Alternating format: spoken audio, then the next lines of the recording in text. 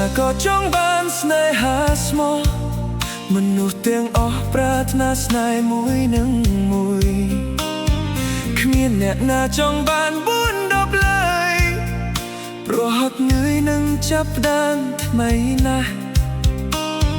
គ្មានអ្នកណាដែលថាល្អឥតខ្ចោះស្រីឬប្រុសសុទ្ធតែធ្លាប់មានសង្សារចាស់បើប្រកฏបើរើសអើងប្រាប់ឲ្យច្បាស់កុំលេះលះបើសិនស្រីចង់បែកមានសង្សារចាស់ចាញ់មិនល្អមែនទេទើបបានជាមាសមេអូនមិនពេញចិត្តអួតថាស្រឡាញ់គ្នាមិនខ្វល់រឿងអាដិតពេលនេះដូរគំនិតចង់បែកពីបងមានសង្សារចាស់ចាញ់មិនល្អត្រង់ណាឬមួយស្ពួនគិតថាបងគ្មានភាពបរិសុទ្ធវិចអង្គរាប់ចុះមនុស្សដែលល្អបំផុត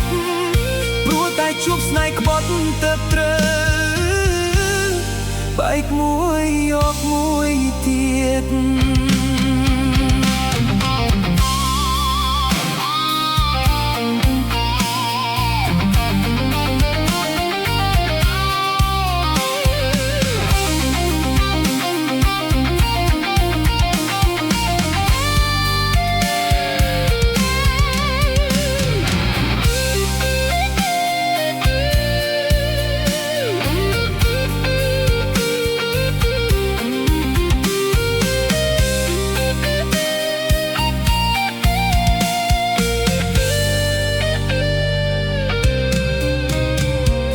មានអ្នកណាដែលថាល្អឥតខ្ចោះ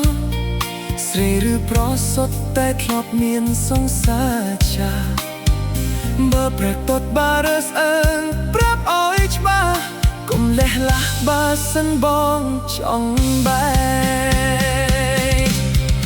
មានសង្សារចាស់ចាញ់មិនល្អមែនទេទើបបានជាមាសមេស្រីមិនពេញចិត្តអួតថាស្រឡាញ់គ្នាមិនខ្វល់រឿងអតីតពេលញឹកដូរគំនិតចង់បែកពីបងមានសង្សារចាស់ចាញ់មិនល្អត្រង់ណាឬមួយអូនគិតថាគ្មានភាពបរិសុទ្ធវិចអង្គរាប់ចុះនោះដែលល្អបំផុតព្រោះតែជួបស្នេហ៍ក្បត់ទើបត្រូវបែកមួយយក